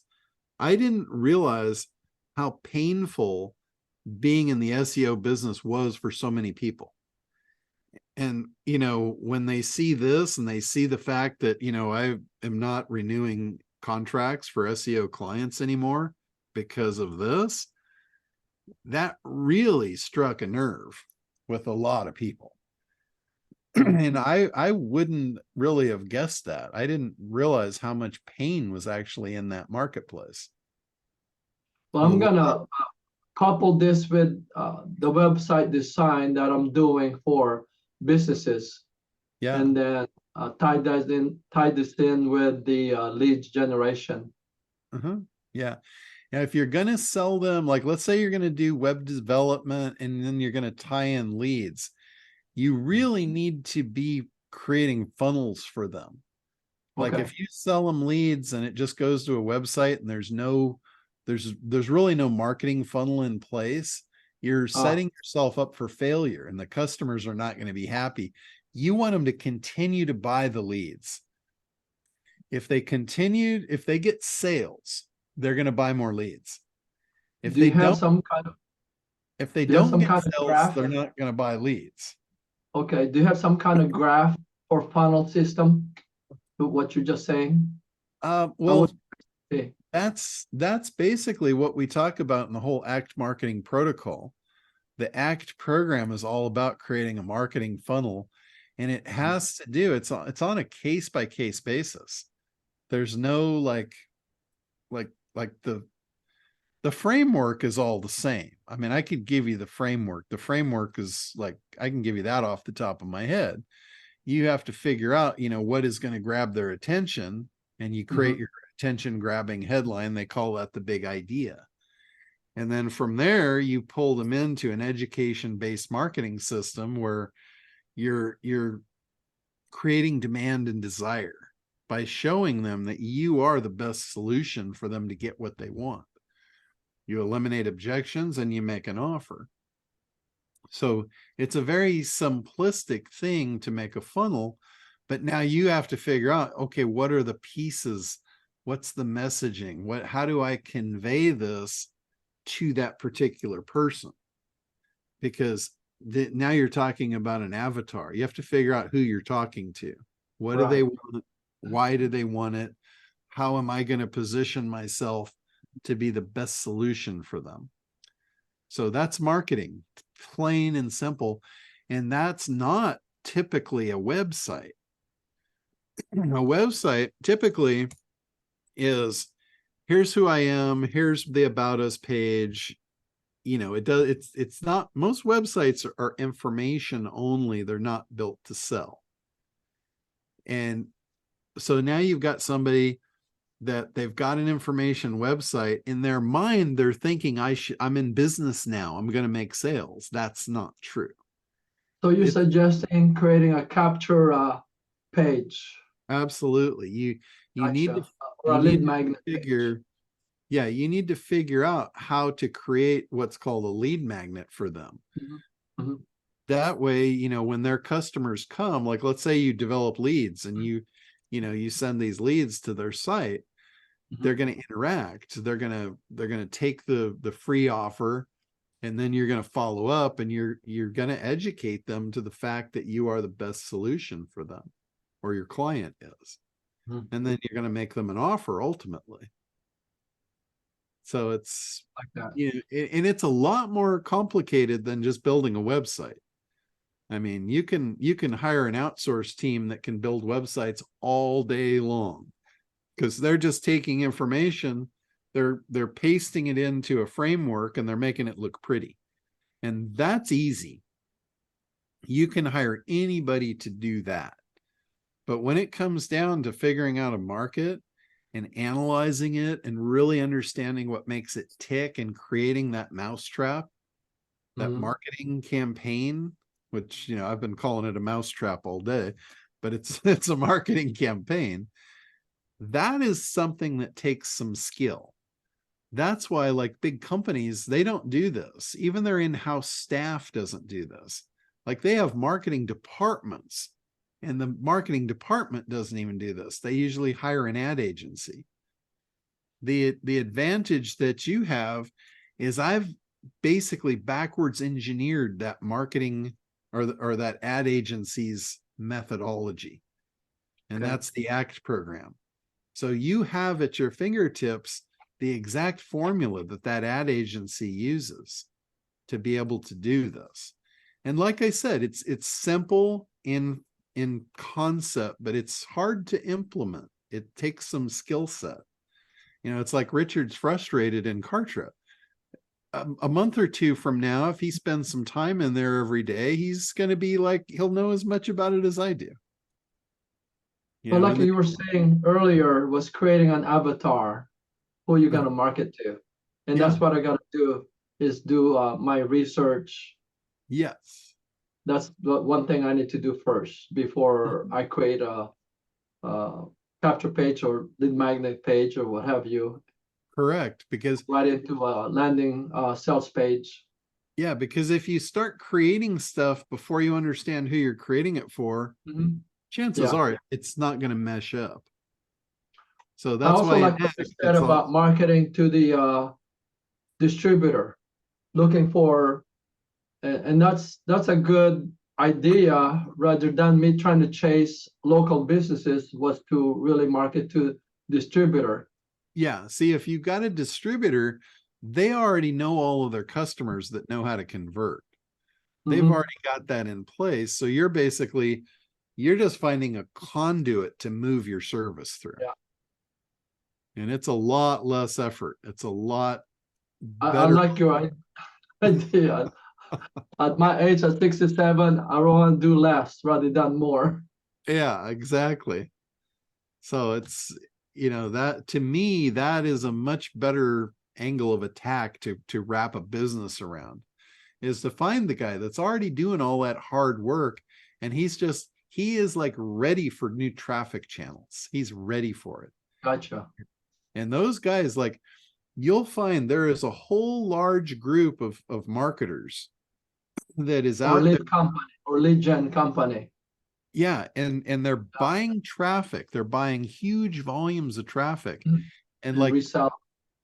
well, like the guys that are buying Facebook ads, I know several of them that are paying $30,000 a month for Facebook ads Wow. because it works. And here's the thing. You might ask, well, why aren't they buying 35,000? They're buying all the inventory. There's nothing left. They're buying all of it. So that guy, you show up and you give him a new traffic channel and it works. How much is he going to buy? He's going to buy all of it from you. Yeah. I want to know your friends. He's not going to buy 10 leads a day. He's going to buy 10,000 leads if they're available. So, Well, John, thank you. That's all the questions I have. I appreciate you. absolutely. All right, Mr. McLean. Present. Present accounted for? President, well, yeah, not accountable, but accounted for. Yeah. Hey, hello, everyone. Good to see y'all. I have a quick, I would like to draw upon your guys' experience on this matter. I've not run any ads. My question is this. I've not run ads and I've not done SEO, but yet I'm making some wild claims about this, how it's much better. And yet you still lost all of your hair. How did that happen? I still lost. I don't know. I keep watering it, but it doesn't grow. Yeah, still lost my hair. Yeah, now I've got more hair. See, the reason I shave is because when I have more hair below the cheekbones and above, I was like, okay, that's really drawn a lot of attention. Yeah. But so let me address your question about all the wild claims. I have been in comparison to okay. Yeah, so I'm going to give you my personal experience with this. Okay. All right. Because I've been doing SEO for, well, I'm not doing it now, but for like 2 decades. Okay. I did a lot of SEO and I made a lot of claims that were absolutely true. Mm-hmm. But did I ever do SEO for myself?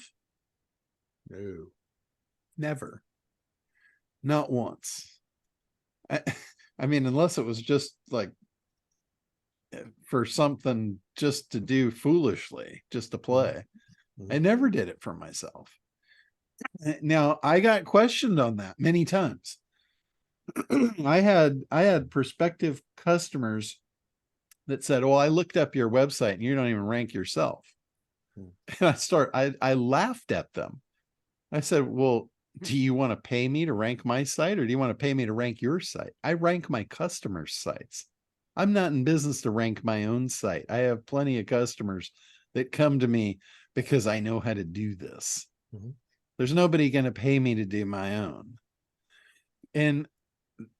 And again, it's back to that confidence thing. If I whimpered on that and I leaned back and went back to my heels and said, oh, well, you know, I don't know, maybe I should. Do you think they would trust me? No, I'm going to lean forward. I'm going to laugh in their face. I'm going to say, why would I do that? Nobody's paying me to do that.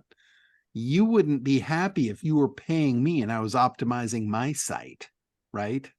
Mm-hmm. The customers that I have that pay me, that I absolutely kick ass for, they wouldn't be happy either.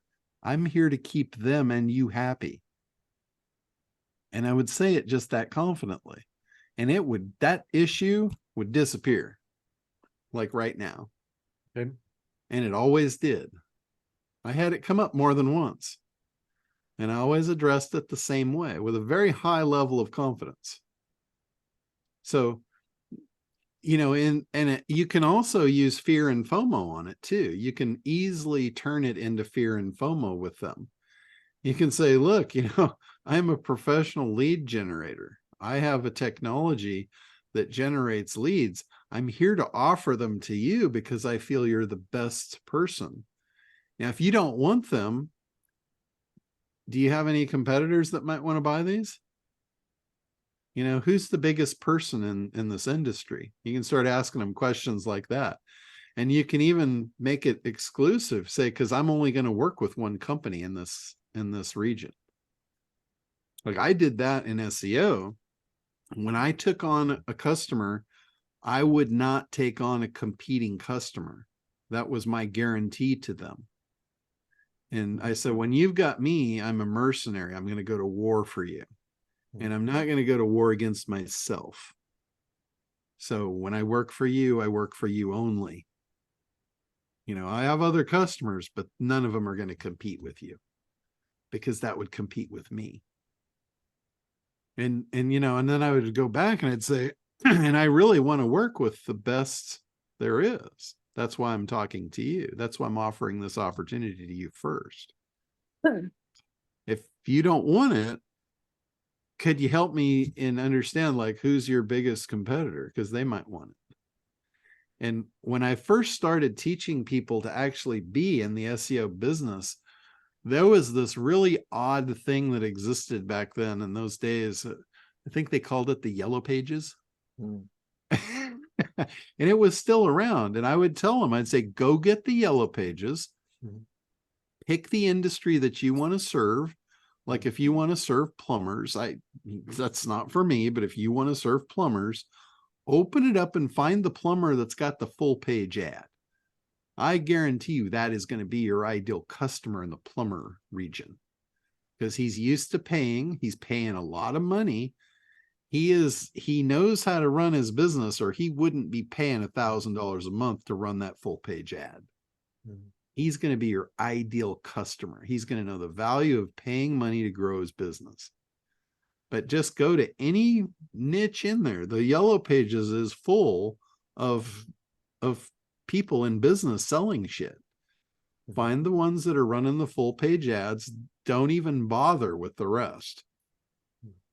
Go to the full page ad guy and say, I'm here because I see you're the one in this industry. You're the biggest, the best, and that's who I am. I'm the biggest and the best in what I do. Okay. And I only want to work with you. All right. But and I get that, and that's sage advice. Going to it's what y'all have been talking about is that don't look for people who are actually poised to use the leads they get to do something with them, to know how to respond, and it can respond quickly, and that are already in the process of using the leads they get and things like that. And that's sage advice. But specifically for ads, like I'm writing copy, I'm writing different copy for why this is better than ads, but not having, it's like saying Disneyland is better than Disney World. But if I've never been to either place, I can make claims. So my question is has anyone here, the points I'm trying to make to people is that when you run ads, it's confusing to learn how, confusing to know where, it's expensive, and it is passive as opposed to active, meaning you put the ad out there, you hope the person sees it, you hope the person clicks on it, you hope the person contacts you. As opposed to, with acquisition air, it's like, no, you move to the front of the line, and you end up in there. What? It's so I'm asking, is that if I was going to run ads, is that if I was going to run ads, is that what I would have to face? That I would have to go through a steep learning curve as to how to do it, figure out where to do it, try to write the perfect copy, hope people see it, hope they click on it, hope they contact me. Is that what happens when people run ads?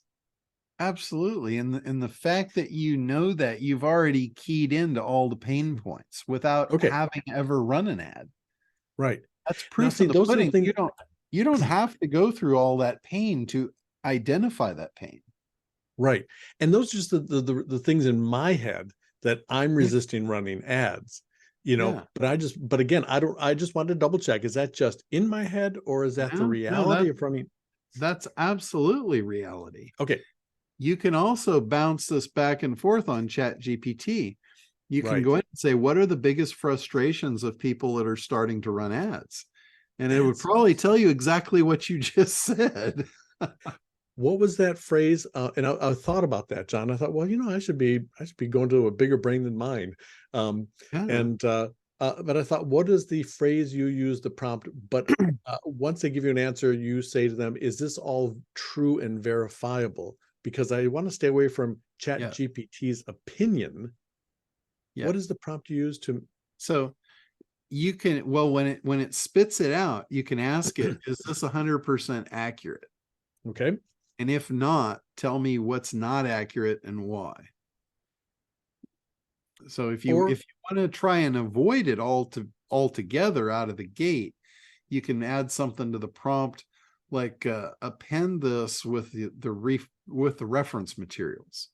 Okay. That way you're telling it basically, I want this based on real materials. But if you want, I can share like a prompt. Actually, I'm going to have to hit that next week because I've got another call. I just realized it's 1 o'clock. We've been on here for 2 hours. Oh yeah, that's good to have about prompt for ChatGPT. But yeah, next week, what I'll do, I'll run this ChatGPT prompt for you, and I'll show you exactly how I wrote the prompt, how I refined it, all of that. Oh, see what you just did there? It's like a TV show on next week's episode. That's right. Who's the killer? Yeah. Oh, you're always a marketing dude. Always. All right. Well, that's my question. Thanks, everyone. Always a pleasure to see you all. All right. Well, cool. And my name is Cliffhanger, and we'll see you next week. How's it hanging, Cliff? Off the edge, baby. Off the edge. All John, right, guys. a text and an email. Okay, I'll get back to you with that. Thank you all for being on here, and another great week and good content, and love it. So we'll talk to you guys next week, and see you then. Out for Cliffhanger. Thanks, John. Thank you.